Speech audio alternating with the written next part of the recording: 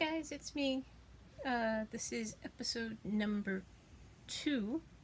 Uh, the introduction was just that, introducing myself. I am Angelina Wozniak.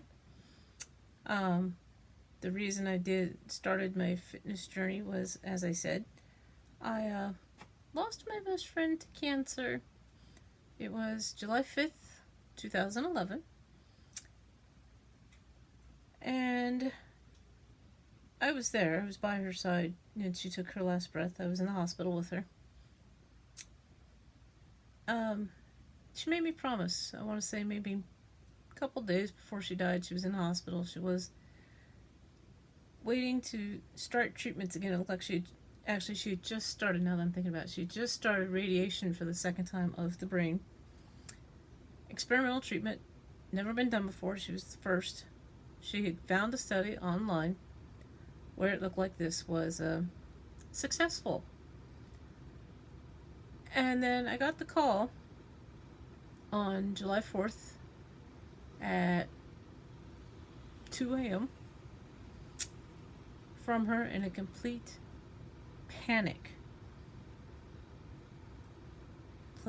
Complaining, and it had gone downhill all week. Every morning we'd talk on the train on my commute in. Every night we'd talk on the way home. I'd go visit her. I'd spend 3 or 4 hours at the hospital, and then I'd be going home to rest and updating her parents on her condition. And it got worse. The yellow floater, as she called it, stopped going away. It was becoming more persistent and stayed more like a steady black spot. And she was scared. They had taken her out of what they call cloud care and moved her into a straight room because they had patients that needed more constant nursing care than apparently she did. However, she was still on oxygen. Her oxygen levels were not good. Her oxygen, if she was lucky, hit 90, which is barely above where it's supposed to be. She stayed between 88 and 90 while she was there in the hospital. She was a fall risk. I was actually there one day. She got up and went to use the porta potty they put in her room, and she couldn't stand. She couldn't get up. Went to stand and fell. Took them over 2 hours to pick her up. She was 5'8", and she weighed about 250 pounds. They could not actually get her off the floor, so she sat on the cold floor in the hospital because they took her out of cloud care. That's about a week before she died. Like I said, her treatments seemed to be working. We thought she was seeing improvement, and then July 4th happened. I was not allowed to go see her on the holiday because I had to rearrange the room that I was staying in with her parents to get it up to their par and make it perfect and have it ready for when she came home, because they had a hard time getting her out because of all the stuff in the room. The ambulance had to come 2 weeks prior to take her because she had yet another seizure and we couldn't get her off the floor.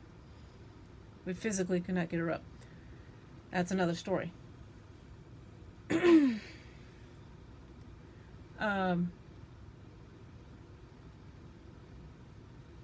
finished it. I had just gone to bed. I had been sleeping maybe 2 hours. I had gotten maybe 2 hours of sleep when she called me in a complete panic, saying she couldn't see. She was completely blind. She couldn't see anything. Total distress. So I got up, told her parents I had to go to the hospital. She's saying she's blind. Let me find out what's going on. Took the ride. She was 30 minutes away. Went to the hospital. Went upstairs, checked on her, talked to whoever was on call, the intern that was on call, the resident. And they had ordered a CAT scan. They wanted to see what was going on with her brain. But they were having a hard time locating enough oxygen to take her from the 6th floor to the 1st floor. So she waited about 2 hours before they were able to do it. Meanwhile, she was in a complete panic. I was trying to sleep and keep her calm. That would be the last time I actually saw her awake and alert, physically talking to me, knowing who I was, knowing what was going on around her, fully aware. It was during that conversation she made me promise. If something happens to me, promise me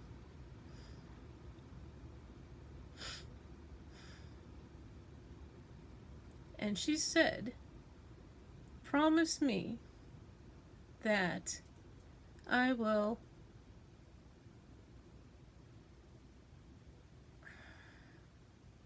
find love again, that I will live my life to the fullest, continue to go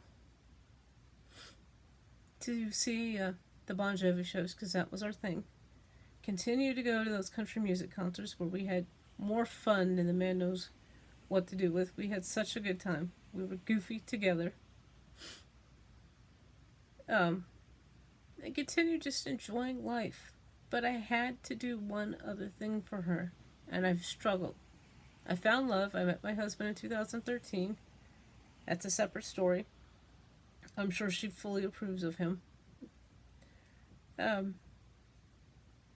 My first country shows were right after she died. I forced myself to go. First person I saw was Jake Owen,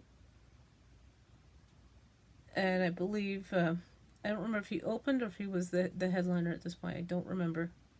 That was a very painful time. Saw him 2 weeks after she died. 2 weeks after that, I saw, I believe it was Keith Urban in Atlantic City. It was my first trip to Atlantic City.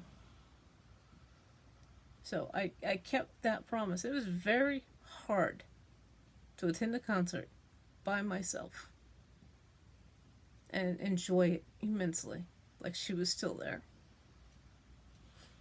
I mean,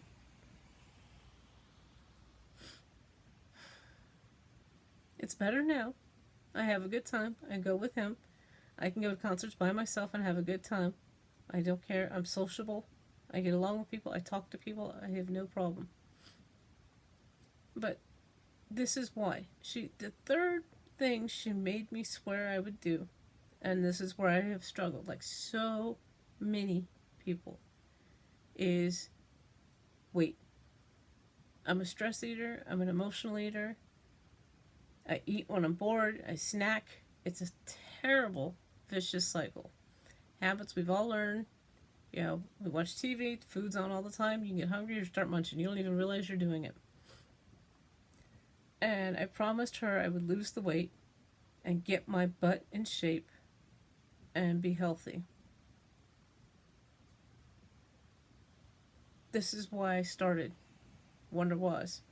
This is why I joined Beachbody. This is why I want to help people. I want people like me to feel like, you know, I'm not alone. You know what? If she can do it, you know, why can't I? If I can survive everything I've been through and still have great passion and compassion for people and care and live my life and have a good time, regardless of not worrying what other people think, I want other people to be able to do that too. I want to inspire people. I want people to know there's more to life than that little thing called food, that bag of chips, whatever your nemesis is. There's more to life.